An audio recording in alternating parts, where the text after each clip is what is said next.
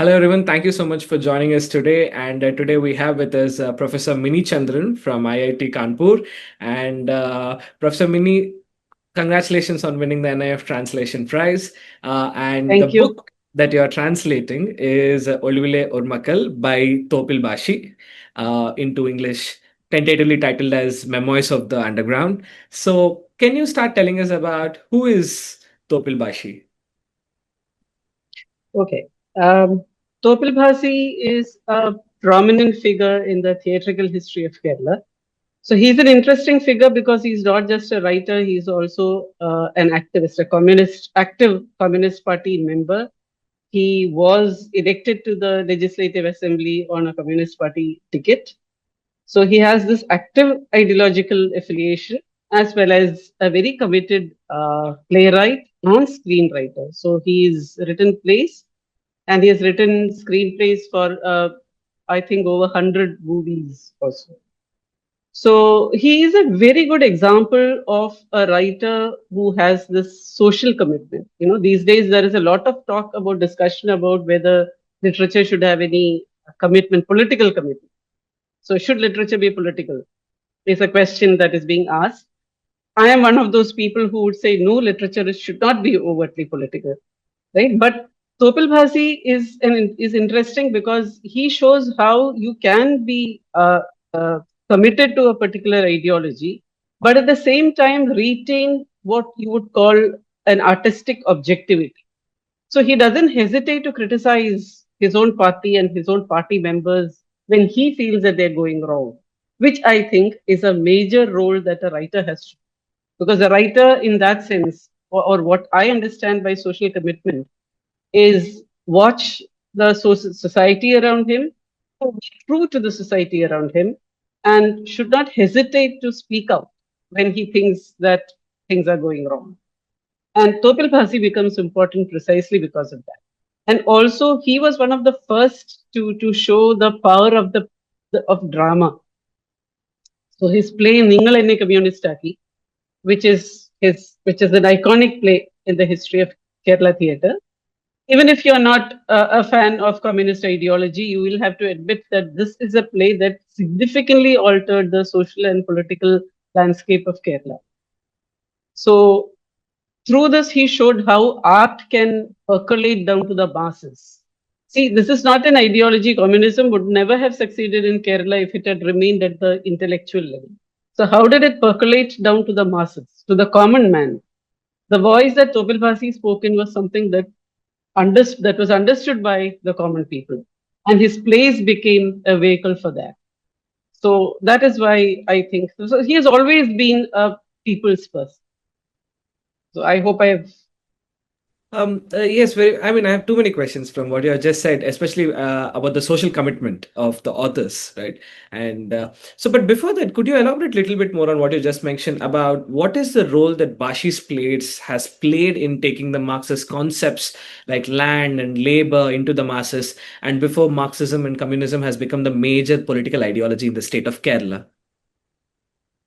Yeah. So see, Kerala was I mean, there was this peasant system, this landlords and the peasants and all of it. So it is into this climate that Bhasi brought in his play Ningalenne Communistakki. And the meaning of that the title, if you translate it, is that you made me a communist. So basically, it's a very polemical play, talking about the need or the necessity to convert to a new ideology. So this concept of land, for example, right, and how the peasants who work on the land have the right to the land. These are the ideas that are being talked about in the play. So through the play, he managed to bring those ideas which remain at the academic or intellectual level as far as party politics is concerned. He brings it down to the common people. And he was able to convince the workers to imbibe those values.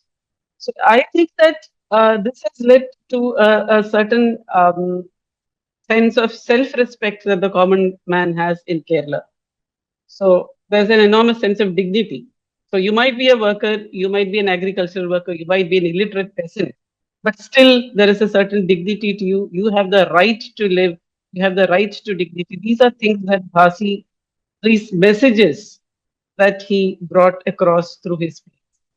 So they were obviously very hugely successful in helping the Communist Party establish its base in Kerala. And there was a theater group that was associated with the Communist Party. They're still there, which is called, it's well known by its acronym KPAC, or the Kerala People's Arts Club.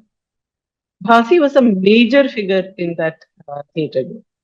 So that helped. This was the cultural wing, so to speak, of the Communist Party in Kerala. Another extraordinary fact about this particular book is it basically covers his activities from the age of 23 to 28, and he wrote this book when he is age of 34, 34. right? 34. And Yeah. like that is actually unusual of someone of that age to be looking back and writing a reflective memoir, then looking ahead, right? So, what is the significance of such a kind of looking back at that particular young age when there's so much life ahead? And what actually drew you towards translating this particular text? Um, Thoppil Bhasi himself has said in his preface that this is unusual and that this is odd that he should be, a young man of 34 should be writing memoirs.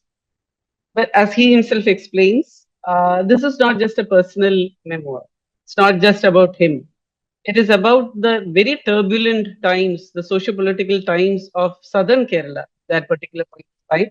The time period that he covers is from 1948 to 1953. So there was a major event that happened in those days, which is later it came to be known as the Sooranad Viplavam or the Sooranad Revolution.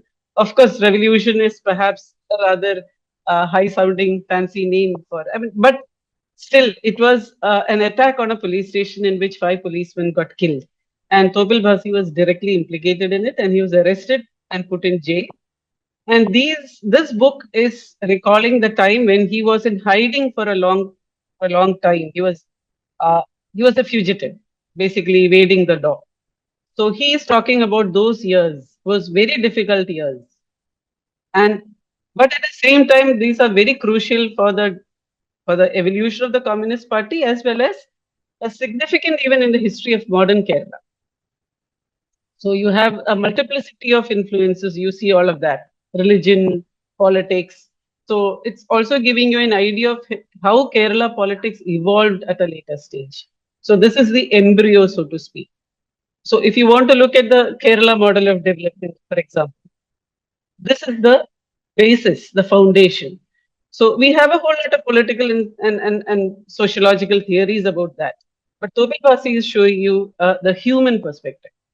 And so that is why this book becomes very important. And I was drawn to it because of the humanity that it has. So Bhasi is a committed political worker. He's in hiding. He has killed policemen, so which gives him a sort of very, I don't know, not a particularly likable image, perhaps. But he's coming across as a very human and humane person in this book. So, as I was telling you earlier, it also shows you how you can be committed to a particular political ideology, but at the same time transcend that to establish friendships with people across the spectrum. So, the common illiterate peasant, an intellectual party worker, all of them are his friends. So, that an egalitarian sense of humanity that he has, which is a very unique quality these days, especially. So that is why I thought that this book is an important book that should be brought to readers who do not know Malayalam. That is very interesting that you have thrown reflections about the ground realities of Kerala society back then. But how can we place this book in the larger context? Because the age in which he is actually writing this book is there is a crackdown of left in India and also the Cold War politics that are happening globally. So how can we place this personal account in this larger happenings globally? He when he wrote this, the Cold War was still at its height, I would say, because this was first published in 1960. When yes, but the left politics was very active in Kerala. There was no crackdown on the left in Kerala, but it was doing quite well, thriving even today. So I don't think that the left has suffered a setback in Kerala at all. Of course, it lost the recent elections, but it is not really there. The politics is still there.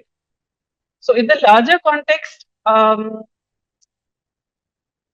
if you think of it, the Kerala brand of leftist politics is somewhat different from the Stalinist or the Chinese brands of Marxism.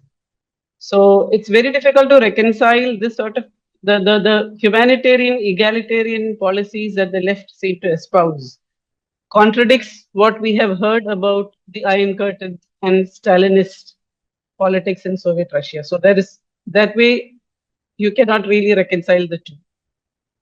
But I again, because Kerala has had this nice balance between the two ideologies, so we have never uh, brought back the same government twice in a row, other than very recent. So nobody could afford to be complacent in that sense. So both uh, political groups were on their best behavior, had to be on their best behavior if they wanted the people of Kerala to. So I think that is something uh, we have to keep in mind when we think of the leftist politics. And I think this is slightly different from the rest of India as well. Because if you look, the other example we can think of from India is West Bengal. But West Bengal had a long, unbroken rule of the left for about 30 years, which Kerala never had. So, I mean, I think that is why it becomes very critical also.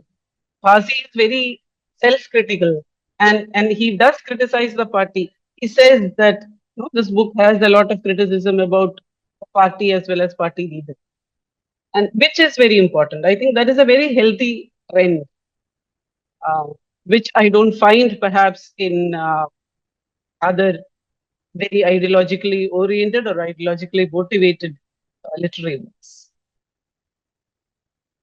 No, that's the next thing I want to talk to you about, which is he's ruthless in his criticism of his own party members, but at the same time, he remained committed to the larger ideology in the party till the end.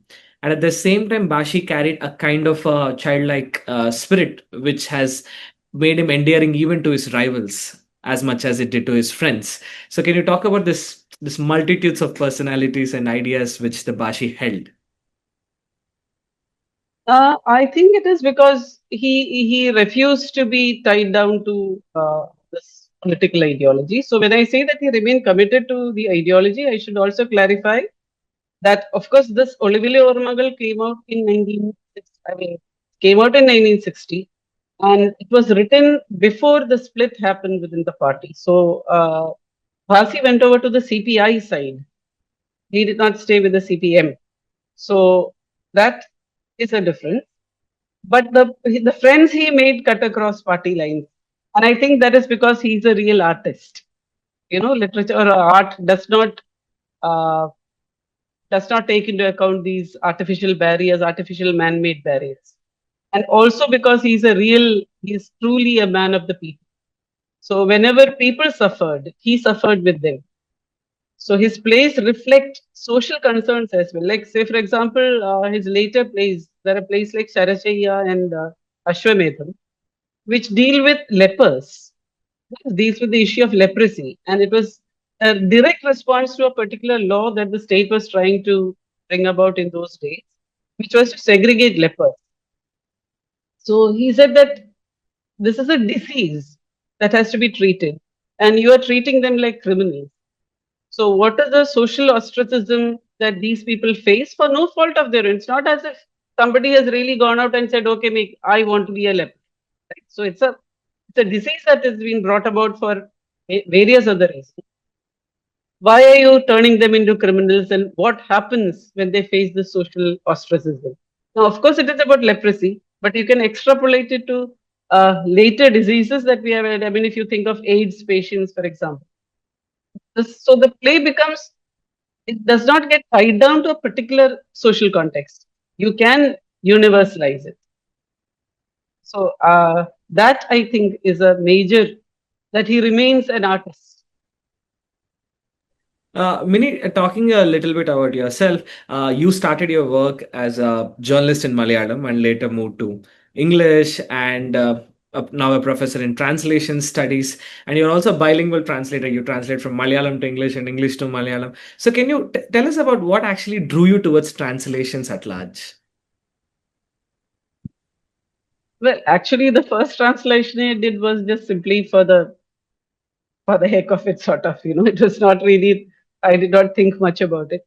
But when I started doing it, I realized that this is a very enjoyable task because I love reading. So as a reader, of course, I walk along with the writer. That is true. You are traveling with the writer. But when you're translating, it's also that you're walking along with the writer through the creative parts. So why certain words? Why that word in that particular context?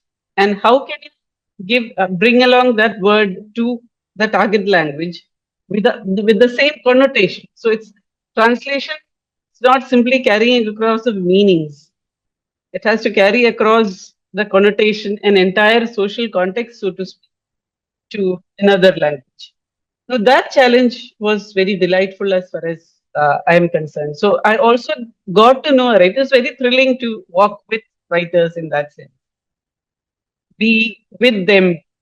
Why did they choose a particular word? Why a particular sentence? Enjoy a sentence.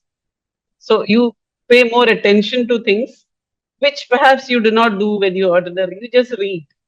But this was like slow enjoyment, and so the pleasure was really. So, what are some of the specific challenges that you think you will be facing while translating this particular text, right? Because it is written long ago, and how are you planning to bring the cultural idioms from one language to another language? So, what is the strategy? Yeah, that is a problem. I mean, all translators face this problem because one thing about Bhasi's style is that he has this tendency to you know end with ellipses. So which looks very awkward in English. So an English reader might wonder what is happening, and he uses too many exclamation marks. So sentence wise, syntactically, there's going to be a challenge. So I think somewhere we can, and the other thing is that the sentence construction, Malayalam and English are very different in that sense. So the way the sentence is constructed in Malayalam, it will look very awkward if you translate it the same way into English. So those things have to be smoothed over. And also there are because as I told you, he's a people's person, there is a lot of the common man's language in there, which is very difficult to translate into idiomatic English. So that is going to be a challenge. So what I propose to do is to make it as reader friendly as possible. I do not want the reader to work too hard. That is, you can give glosses and notes, etc. But that becomes a pain. I mean, for me personally, when I read, I do not like to flip pages and read the notes. I get very irritated by that. So I will try to keep that to a minimum and give notes when strictly necessary, but otherwise incorporate meaning, write in a way, translate in a way that the meaning gets incorporated into this. So it will be a mix of both these things. Basically, I think a translation should appeal to the reader because I always put myself in the place of the reader. I think back about translations that I have read, say Tolstoy or Dostoevsky. I read it without ever thinking about the fact that it is translated. I simply read it. So that was the reading experience I got, and that is a reading experience that I would want to replicate through my translations also. Hopefully, of course, those were very great translators, but you know, but I hope that I will be able to do that. One more thing that you have started with this particular idea, which is about the social commitment of authors and artists, right?